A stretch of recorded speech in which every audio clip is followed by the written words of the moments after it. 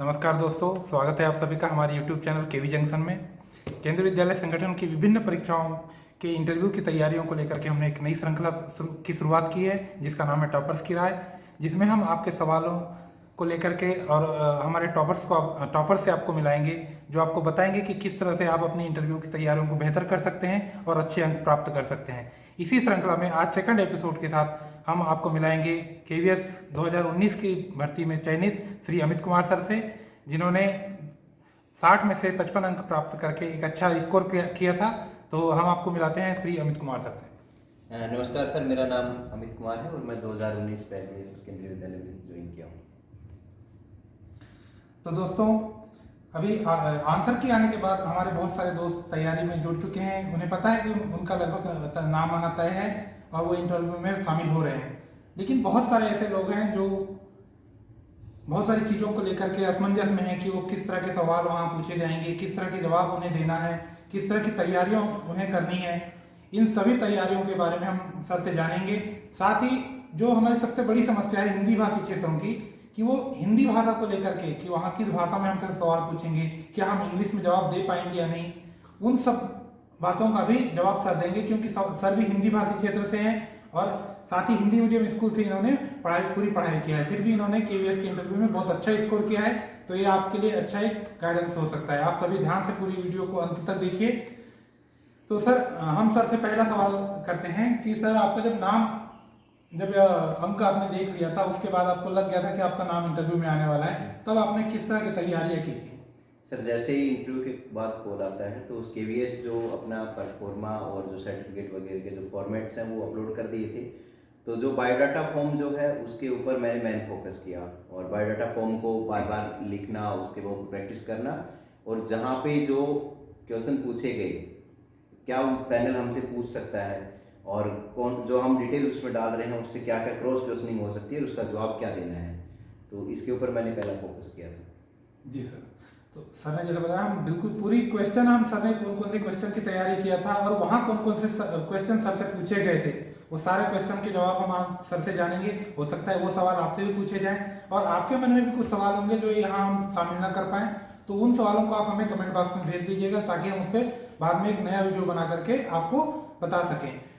तो सर, जैसे आपको इंटरव्यू का कॉल लेटर मिला था, तो इंटरव्यू का कॉल लेटर मिलने से लेकर के आप जब पैनल के मतलब उस रूम तक पहुंचे थे, वहां तक की थोड़ी सी बताएंगे कि क्या हुआ था? सर, मेरा इंटरव्यू नोएडा में हुआ था और नोएडा में जैसे ही मेरे को पता चला, जिस स्कूल में केंद्रीय विद्यालय में मोस्टली इंटरव्यू होते हैं, वहीं पे इंटरव्यू अपना हुआ। तो जैसे हम जाते हैं, वहाँ जाने के बाद सबसे मेन, जैसे स्कूल ने क्या क्या कि रूम अलॉट कर रखे थे पूरे रोल नंबर की लिस्ट लगा करके, और उस रूम में बायोडाटा डॉक्यूमेंट वेरिफिकेशन होता है। तो डॉक्यूमेंट वेरिफिकेशन की प्रोसेस जब होती है उसके बाद आपको बोर्ड इश्यू कर दिया जाता है कि इतने रूम नंबर में इतने बोर्ड के सामने आपका इंटरव्यू है। तो इंटरव्यू के बोर्ड का जब डॉक्यूमेंट वेरिफिकेशन हो जाता है, बोर्ड अलॉट हो गया, वहाँ पे जाने के बाद हम अपनी बारी का इंतजार रूम के बाहर बैठ के करते हैं। तो उस टाइम थोड़ा सा मन में संकोच रहता है कि अंदर क्या हो रहा है, क्या पूछा जा रहा है आने जाने वाले कैंडिडेट्स के साथ। तो जैसे बाहर जो कोई निकल रहा है और बहुत सारा कई बार ऐसा होता है कि अगल बगल बैठे हुए लोग उनसे उठ के पूछने लग जाते हैं, सर आपसे क्या पूछा, अंदर कैसे बात कर रहे हैं। तो मेरे को सबसे बड़ी प्रॉब्लम यही थी कि एक तो मैं हिंदी भाषी स्टेट से था, तो मैं तैयारी कर रहा था कि चलो कोशिश ये रहे कि हिंदी में पूछे कि इंग्लिश में पूछे, एक डाउट था। तो जैसे मेरा नंबर आता है और जैसे मैंने एक मिनट बोला, अंदर से परमिशन मिली मुझे जाने के लिए, और जाके जब सीट पे बैठे तो सबसे इंटरेस्टिंग ये हुआ कि जो सोच के मैं गया था कि इंग्लिश इंग्लिश इंग्लिश का जो डर था, और वो एकदम से पूरा कन्वर्ट हो गया। हुआ क्या कि जैसे मैंने बोला सर माय नेम इज, तो जो सर बैठे थे उन्होंने स्टार्टिंग में मेरे को तुरंत इंटरप्ट किया, रोक दिया कि नहीं, हम सुबह से यही सुन रहे हैं कि my name is my name, आप एक काम करिए, आप हिंदी में बताइए पूरा। तो मैंने अपना पूरा जो इंट्रोडक्शन था कि मेरा नाम अमित कुमार है, मैं दिल्ली का रहने वाला हूँ, ये सारी जो भी डिटेल्स थी मैंने पूरी हिंदी में बताई। तो इंट्रोडक्शन था, वहाँ से अगर कोशिश यही थी कि सामने से हिंदी में पूछा जा रहा है तो हम उसको हिंदी में बताते जाएं। तो जिस लैंग्वेज में हमसे पूछा जा रहा है कोशिश ये रही कि वो उसी लैंग्वेज में उसका आंसर करें। ठीक है, जैसे सर ने बताया कि भाषा को लेकर आपके बिल्कुल परेशान नहीं होना है, क्योंकि क्वेश्चन आपसे जिस लैंग्वेज में पूछा जाए आपको उस लैंग्वेज में आंसर देना है। साथ ही घबराना नहीं है। जैसे सर ने बताया कि जब हम वहाँ पहुँचते हैं, बहुत सारे लोगों का नंबर रहता है, आगे पीछे हमारे बैठे रहते हैं, उनसे बात कम से कम करें, उनसे ये पूछने की कोशिश ना करें कि आपसे क्या पूछा, क्योंकि उनके तनाव में या उनके डर में आप भी डर सकते हैं। आपको बिल्कुल वहाँ डरना नहीं है, क्योंकि आप जो सवाल आपसे पूछे जाएंगे जरूरी नहीं कि वही सवाल उनसे भी पूछे गए हों। सर बहुत सारी अंदर में आपसे जो जो सवाल पूछे गए थे उसके बारे में भी थोड़ा सा एक एक करके उन सवालों के बारे में बताइए, ताकि हमारे जो कैंडिडेट है वो भी उन सर, सवालों के जो बताए। इंटरव्यू बोर्ड होता है उसके पास सर अपना जो बायोडाटा फॉर्म होता है उसकी एक एक कॉपी उनके पास होती है, और बायोडाटा फॉर्म में लिखी हुई एक एक जानकारी जो हम देते हैं वो हमारे हिसाब से बिल्कुल ओरिजिनल है, और उस सारी जानकारी के ऊपर वो हमसे क्वेश्चन पूछते हैं।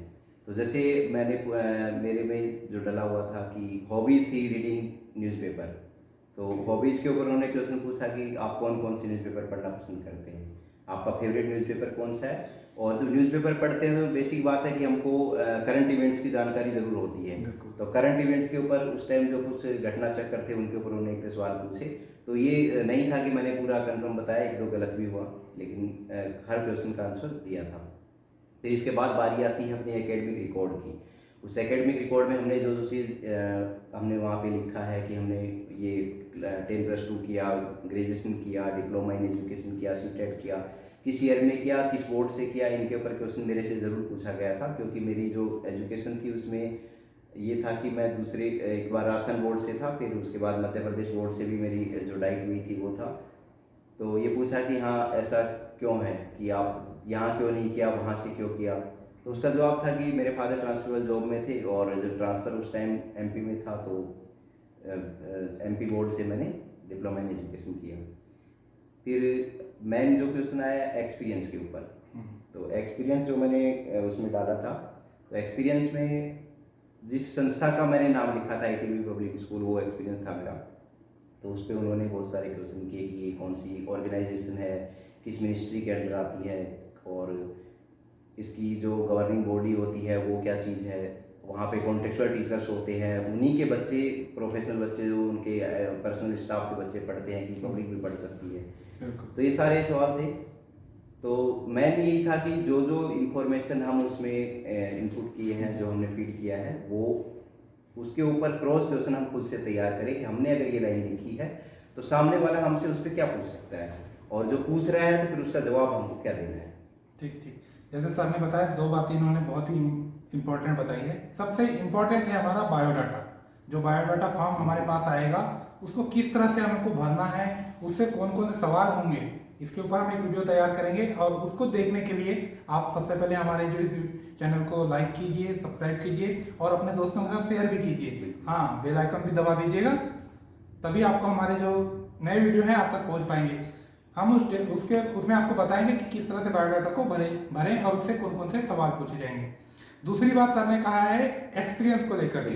अगर आप, बहुत सारे हमारे कैंडिडेट होंगे जो किसी न किसी स्कूल में पढ़ा रहे होंगे, शायद सेंट्रल स्कूल में, केवी में, या किसी भी स्कूल में, प्राइवेट स्कूल में, तो आप जो पढ़ा रहे हैं एक्सपीरियंस अपना मेंशन करेंगे, तो उस एक्सपीरियंस के बारे में, जहाँ पर आप पढ़ाते हैं उस सारी जानकारी आप उसके बारे में लेना है आपको, स्कूल के बारे में, उसकी एडमिशन प्रोसेस के बारे में, उसके एकेडमिक्स के बारे में, सारी चीज़ें आपको जानकारी ले लेनी है, क्योंकि वहाँ पूछे जाएंगे आपसे।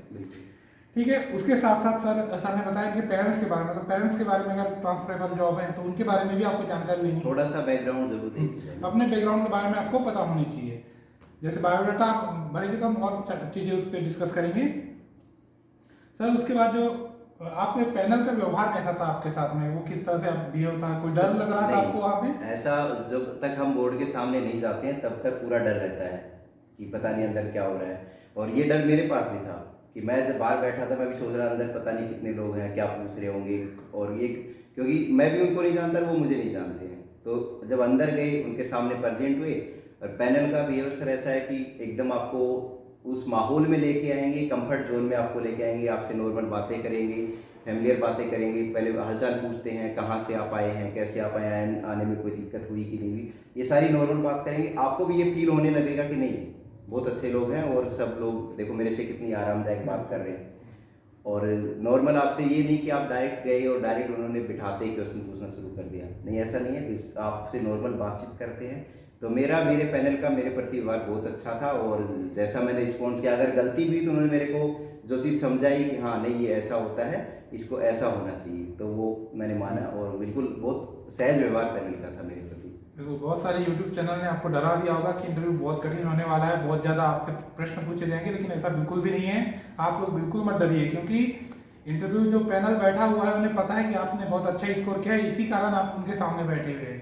तो वो आपके ज्ञान को नहीं, आपके जो कॉन्फिडेंस को है उसे देखना चाहते हैं कि किस तरह से आप बच्चों के साथ में रूबरू हो सकते हैं, बच्चों को किस तरह से आप सिखा सकते हैं, नई चीज़ें कैसे सिखा सकते हैं। ना कि वो आपको क्वेश्चन पूछेंगे कि मतलब क्वेश्चन का आंसर देना ना देना वो दूसरी चीज़ें हैं, लेकिन आपका कॉन्फिडेंस बना रहना चाहिए। ठीक है, उसके बाद हमने सर एक्सपीरियंस भी ऐड किया है। बिल्कुल। कुछ और बताइए जहाँ पैनल में आपके साथ हुआ हो। सर सूटेबिलिटी और पोस्ट जो था ना कि आप इस पद के उपयुक्त क्यों हैं, हम आपको उचित क्यों माने, क्यों आप बनना चाहते हैं, तो उसमें मैंने ये डाला था कि मैं आईसीटी टूल्स का बेहतर यूज अपनी टीचिंग प्रोसेस में कर सकता हूँ। तो क्रॉस क्वेश्चन ये आया कि अब मान लीजिए कि केंद्रीय विद्यालय बहुत सारे दुर्गम स्थानों में खोले गए हैं, बहुत हार्ड स्टेशन है जहाँ पे आपके लिए इंटरनेट नहीं है, तो वहाँ पे आप कौन सी आईसीटी का यूज़ करेंगे। जहाँ इंटरनेट फैसिलिटी नहीं है तो फिर आईसीटी यूज़ कैसे होगा। तो मैंने बताया कि सर हम ऑफलाइन मोड में हम पीपीटी डाउनलोड करके या पीपीटी प्रेजेंट करके बच्चों को, तो ऑफलाइन मोड में हम उसको लेके कन्वर्ट करके दिखा सकते हैं। कोरोना काल में हमने दिखाया हाँ है। बिल्कुल, और उसका भरपूर यूज़ भी हुआ। और जैसा कि उन्होंने पूछा कि अब आपको हम ऐसी जगह मान लीजिए ज्वाइनिंग मिल जाती है, ज्वाइनिंग पे भी उन्होंने वही सवाल पूछा कि अगर आपको पता है कि वेस्ट ट्रांसफर जॉब है और ऐसी ऐसी जगह केवीज हैं, क्या आप उन जगह पे करना चाहेंगे जहाँ पे ट्रांसपोर्ट नहीं है, रहने की अच्छी व्यवस्थाएं नहीं होती हैं, आपको बहुत सारा संघर्ष करना पड़ सकता है। तो मैंने यही जवाब दिया था कि हाँ, मैं हर परिस्थिति में काम करने को तैयार हूँ और कर सकता हूँ। बिल्कुल, और आपको फिर उन्होंने खाड़ी स्टेशन पे भेज भी दिया और यहाँ पर आप बेहतर तरीके से पढ़ा रहे हैं। सर एक और चीज़ जो अभी इस बार जोड़ी गई है हमारे इंटरव्यू में, 30 नंबर के लिए डेमो लेसन। पहले ये सब नहीं होता था, डेमो उसी के अंदर 60 नंबर के अंदर ही किसी भी मार्क्स में पूछ लिए जाते थे, लेकिन अब फिक्स है 30 नंबर का डेमो होना है, 30 नंबर का इंटरव्यू होना है। डेमो के ऊपर भी हम एक अलग वीडियो बनाएंगे उसके। तो सर डेमो, क्या आपसे वहाँ पर भी कोई डेमो हुआ था, मतलब डेमो लेसन लिया सर गया? जैसे इंटरव्यू नॉर्मल बायोडाटा के ऊपर होता रहा, उसके बाद एक मैम जो थी पैनल में, उन्होंने मेरे को बताया कि सर एक काम करिए, आप लेसन प्लान में बना के दिखाइए। अब लेसन प्लान मेरा तैयार नहीं था और ना मैंने बनाने की कोशिश भी नहीं की थी, ट्राई भी नहीं किया था। तो मैम ने उसको स्किप कर दिया, चलो ठीक है ओके, मैंने बना के, सॉरी मैम नहीं आता। उन्होंने फिर एक सर ने कहा कि तो आप क्या पढ़ाना चाहेंगे। तो जैसा आपने कहा कि आप आईसीटी टूल्स का यूज़ कर सकते हैं। अब मान लीजिए ये प्रोजेक्टर है और ये बोर्ड लगा है, प्रोजेक्टर हालांकि था नहीं, तो उन्होंने कहा बोर्ड का प्रोजेक्टर मानिए, बताइए कैसे आप उसको कराएंगे। तो क्लास 2 की एक पोइम थी, on my black board I can draw, एक पोइम है। और उस पोइम में ये था कि हम किस तरीके से ड्राइंग करते हुए पोइम को बच्चों के साथ गा सकते हैं। और ये पोइम मैंने उसी तरीके से बोर्ड के ऊपर साथ साथ ड्राइंग की, साथ साथ पोइम सुनाया, तो इस तरीके से कराया। तो मेरा मैक्सिमम 2 से ढाई मिनट तक उन्होंने ये जो टीचिंग वाला पार्ट था उसको करवा के देखा।